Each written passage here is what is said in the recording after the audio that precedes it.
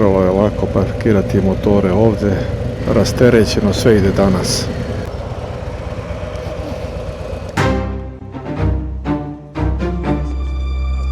Već imao i vatreno krštenje. Kažem mi jebote, pa to nisam ja mogao da uradim, pa nisam ništa šta nisam ni primetio.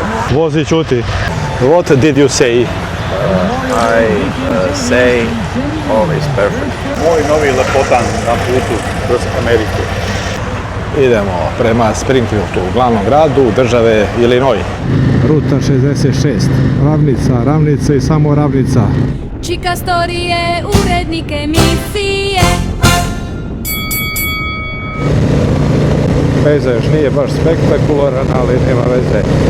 Kao što vidite, dugački pravci, nema puno saobraćaja. Saobraćaj je prešao na moderne autoputeve, zato se ova ruta i ugasila 1985. godine.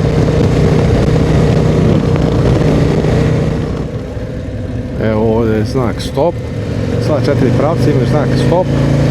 Prednost ima onaj ko prvi stigne, dakle pravilo ko koga zezne. Ovdje skrećemo desno na istorijsku rutu 66, evo vidite ovaj brown znak. Sada ovaj pravac nosi oznaku 53. Do mesta Dwight imamo još 8 km, a do Pontiaka još 27. Mislim da ćemo i u Dwightu napraviti kraću pauzu. Evo vidite, ovo je nekadašnja ruta 66, a desno je autoput.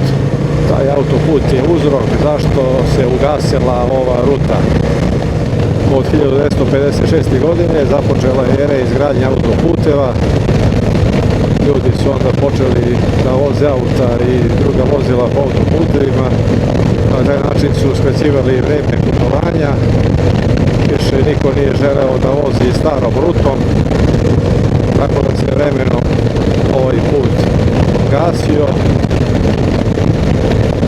Proces odumiranja rute 66 je trajao 30 godina, tačnije od 1956. do 1985.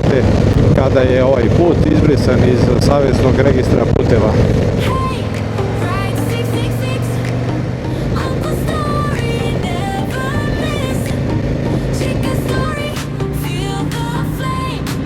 Prije nekoliko sati krenuli smo iz Čikaga rutom 66 koja ne počinje pustinjom ni kaktusima, već semaforima, neboderima, gužvom i gradskim saobraćajem u Čikagu koji je ostao iza nas. Iskreno, jutros mi je u glavi bilo mnogo toga, ali sada, posle nekoliko sati na putu, sve je nekako leglo na svoje mesto. Prvi kilometri, zvuk Harlija, vožnja u grupi od 9 motora. To je to. Prvih 100 km su mentalni šok, većina ljudi misli da će odmah osjetiti slobodu puta. U stvarnosti, navikavaš se na Harley, grupnu vožnju i američki saobraćaj. Formacijska vožnja izgleda lako dok se ne krene. Na briefingu deluje jednostavno, ali sad u vožnji svi još uvek proveravaju gde su ostali. Tek će kasnije ovo putovanje početi stvarno da ulazi pod kožu. Ušli smo u Dwight, uskoro ćemo se zaustaviti na jednu napuštenu benzinsku pumpu koja je pretvorena sada u turističku atrakciju. Još pre 100 godina od kada ruta 66 postoji, ljudi su počeli masovno da putuju kolima i motorima kroz cijelu zemlju. Ovaj put je praktično izmislio američki road trip. Moteli, restorani, neonske reklame i pumpe su izgrađene zbog miliona ljudi koji su vozili ovim pravcem. Mnoga naselja su na ruti 66 bukvalno preživljavala zahvaljujući ljudima koji su prolazili putem. Kada je došao autoput, mnoga mesta su zamrla bukvalno preko noći. Svraćamo na jednu od najpoznatijih sačuvanih benzinskih pumpi na ruti 66, Ambler's Texaco. Prilikom zaustavljanja dogodio se i prvi pad u našoj grupi. Na sreću, oboje su ustali posle 30 sekundi. Na prvi mah izgledalo je da ništa nije ozbiljno. Pogledajte samo kako dedi diže motor težak 500 kg. Svaka mu čast. prilikom silaska sa motora ćopava nije lepo postavljena i eto jedan trenutak nepažnje do čega može dovesti. Da li će Irac nastaviti vožnju, saznaćete u nastavku.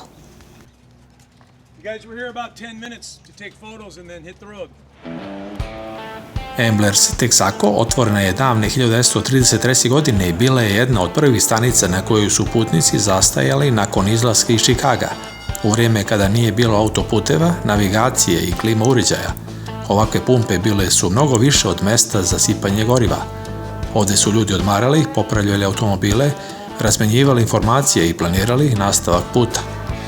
Zahvaljujući entuzijastima i ljubiteljima Rute 66, Amblers Texaco danas živi kao vremeplov koji čuva uspomenu na zlatno doba američkih putovanja.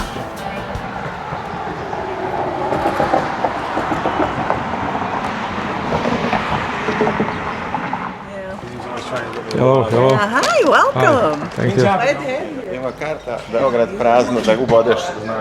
Na zidu visi velika mapa.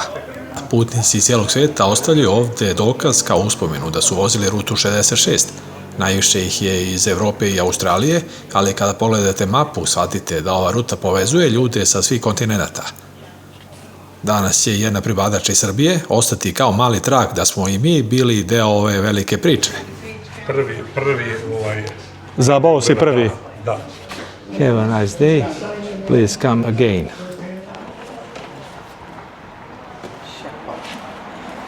Very nice. Hop in. I'm in there. Dok razgledamo unutrašnjost stare radionice, pažnju nam privlači vatrogasno vozilo staro više od jednog veka. Pali, izlazi napolje. Riječ je o Ford modelu, jednom od prvih motorizovanih vatrogasnih vozila u svetu. Za razliku od današnjih vatrogasnih vozila, ovo vozilo nije imalo ni pumpe, ni rezervoare za vodu.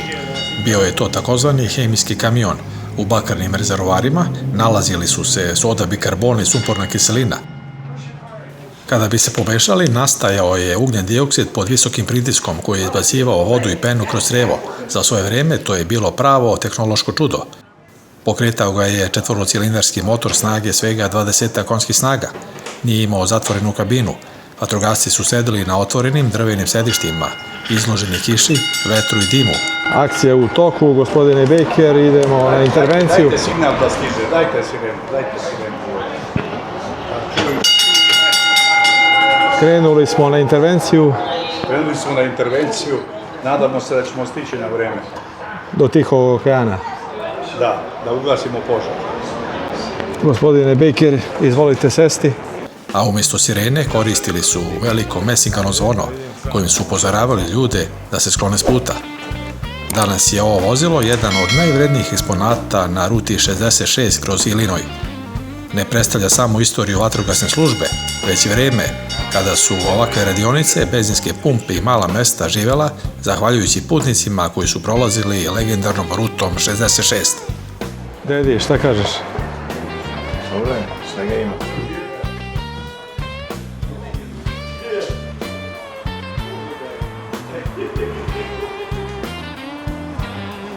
Evo i makete ove pumpe. Postoji neverovatna podudarnost u istoriji ove pumpe. Otvorene je 1933. godine. Radila je bez jednog dana prekida tačno 66 godina do 1999. i postala je najduža aktivna stanica na putu 66. 40. godina prošlog veka dograđena je i automehaničarska radionica uz pumpu.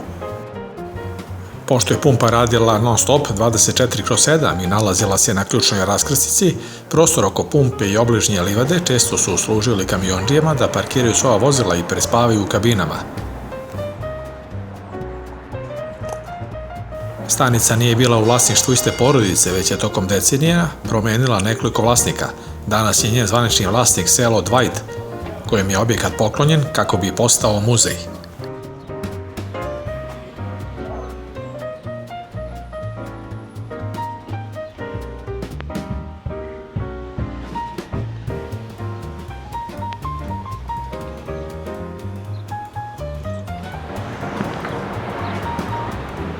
Aktivirao sam muziku, Bravissimo, Kako da ne? signore.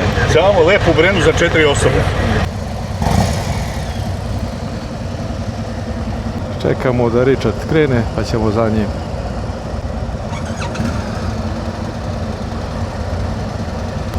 Harley i Indian su nekada bili veliki konkurenti.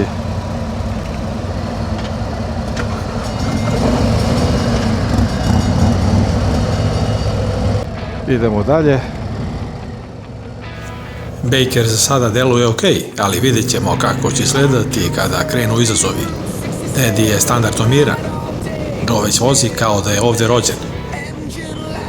Iako nam je prvi dan na putu, polako shvatam šta je road captain. Richard kontroliše tempo, bezbednost, energiju grupe, pauze, ritam dana. Prve pauze su više psihički odmor nego fizički. Većina ljudi nije umorna, samo im treba nekoliko minuta da procesuiraju. Dobro, stvarno vozimo rutu 66. Ušli smo u grad Pontiac. Ovdje ćemo isto napraviti pauzu, obići ćemo jedan od lepših muzeja rute 66. Jutro smo krenuli iz Chicaga. Posle nekoliko sati vožnje, tek sada kreće pravi osjećaj puta. Ja sam očekivao više napora, a zapravo vožnja me je potpuno smirila. Vozim Harley Davidson Street Glide. Ovaj motor postoji zbog Amerike. U Europi Street Glide deluje ogroman. U Americi deluje potpuno normalno. Tek na američkim putevima shvatiš zašto je napravljen baš ovakav motor. Kada smo prvi put seli na motore, prvi 10 sekundi svi su imali isti izraz lica, u smislu ko je mislio da je ovo dobra ideja, jer ovaj Harley ima težinu manjeg automobila, skoro 400 kg. Ovdje ćemo ubići jedan lep muzej. Motore smo parkirali ovdje na parkingu, da pogledam koliko ima sati, mada to nije toliko ni bitno. 22. Temperatura vazduha je 27 stepeni. Subjektivni osjećaj 32. Joe fotografiše.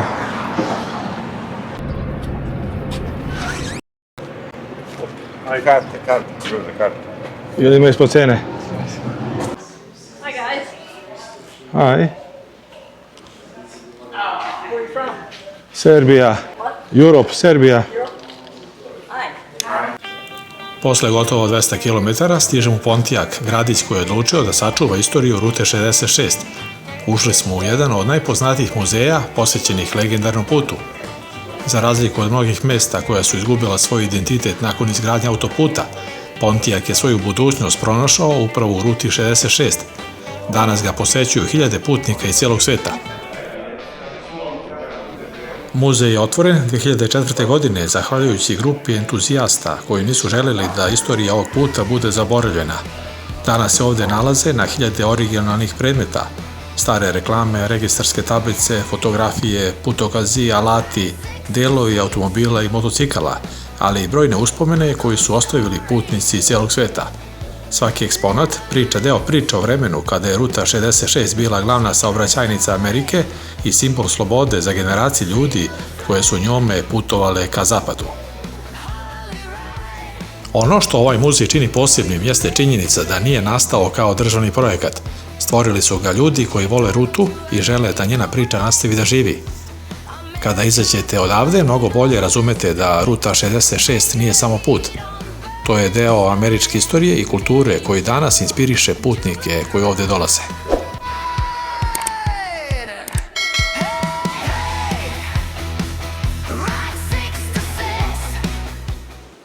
Veoma lepo uređen prostor. Stvarno, dosadašnji deo puta je fascinantan. I ove lokacije što smo posjetili izgledaju savršeno. Ovdje je prijatna temperatura, prostor je klimatizovan. Izlazim polako napolje.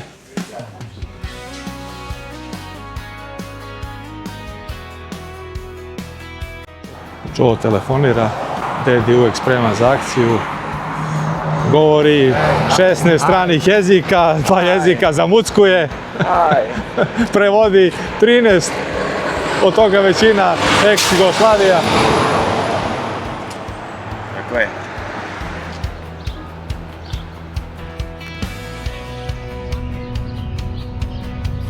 Do odredišta Springfield, glavnog grada Illinoisa, imamo još 105 milja, to je nekih 170 km. Kako služi motorče? Jedno razočarenje, očekivao sam mnogo veći pretražni prostor.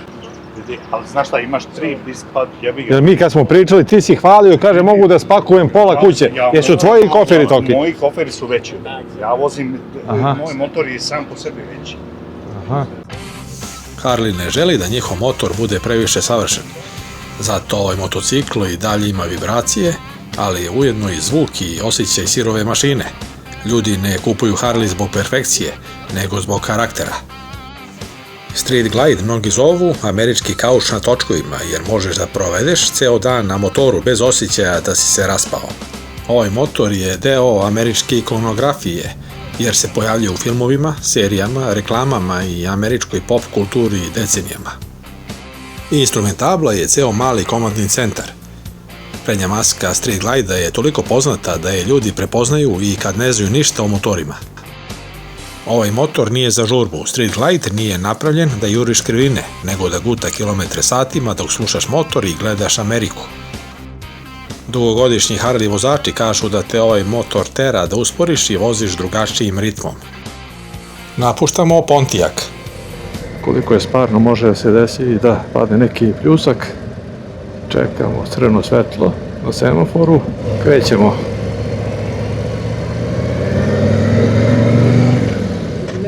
Lepo se čuje. Ovdje se smanjuje zvuk, ovdje se pojačava.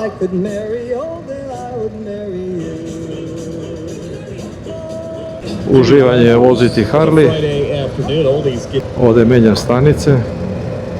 Kako se udaljavamo od Chicaga, Illinois postaje sve mirniji. Vrapci prolaze kroz poljoprivredna područja, male gradove i stare deonice. Evo i pruga ovdje ide pored puta. Illinois zovu i žitnica Amerike. Ovaj deo Illinoisa izgleda potpuno drugačije nego što sam zamišljao Ameriku. Tako bi ga slatko zviznuo sad, ali te redi pravila su pravila. Ovdje stajemo na benzinsku pumpu da bi natočili benzin. British Petrol, 1 galon, $4.69. Na prethodnih nekoliko pumpi gdje smo stajali, to su bile turističke atrakcije. Sad uđemo unutra da vidim čega sve ima. Ruta 66 nikada nije bila najkraći put kroz Ameriku, ali je bila najživlji. Prolazila je kroz stotine gradova i malih mesta, povezivala ljude, kulture i čitave zajednice. Upravo zato nije postala najpoznatija zbog brzine, već zbog priča koje su nastajale duž nje. Nije slučajno što putovanje počinje upravo u Illinoisu. Ova ruta je zvanično otvorena pre 100 godina, a njen početak nalazi se u centru Chicaga. Zato se Illinois pravo naziva rodnim mestom rute 66. Upravo odavde počinje priča o putu koji je promenio način na koji su Amerikanci putovali. Za 66-icu često kažu da nije destinacija, već iskustvo i potpuno su u pravu. Ovaj put se ne vozi da biste što pre stigli do cilja. Vozi se zbog malih gradova, starih benzinskih pumpi, motela, ljudi koje upoznajete i priča koje nastaju usput. Upravo zato ruta 66 i danas privlači putnike iz cijelog sveta. Stigli smo na naše današnje odredište. Motore smo parkirali u podzemnoj garaži. Idemo sada do recepcije da se prijavimo. Veoma lepo sam se proveo danas. Oduševljen sam kako ide Harley Davidson. Joe, da čujemo utiske. Treniraj menjaki, sve sliše od tebe. Welcome to Springfield. Hey, that's an American name. Hey Joe, what's up? Ulazim u sobu. Radi iz druge. Toalet. Evo soba sa 2 kreveta, 2 stola, 3 stolice. Da vidim kakav je pogled. Pogled je na garažu. Ništa spektakularno, ali soba je sasvim pristojna. U 6:30 izlazim na večeru.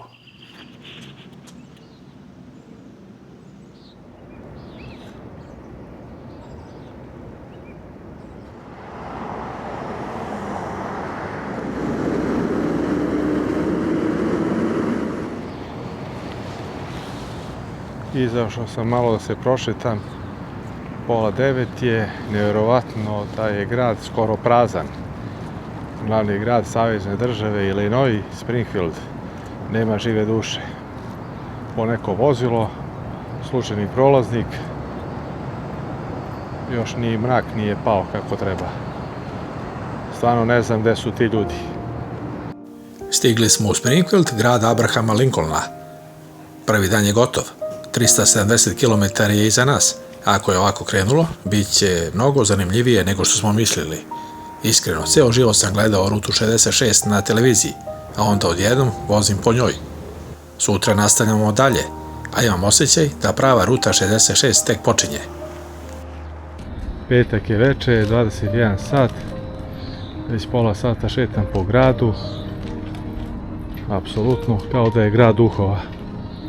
Čak ovdje u samom centru nema ni stambenih zgrada, neki poslovni prostori, poslovne zgrade, ali nijednog pešaka na ulici. Ima dosta patrolnih policijskih vozila, glavni grad jedne države, petak veče, a u gradu nema nikog. To bi bilo sve za danas, hvala na pažnji i svako dobro. Čika storije, urednik emisije.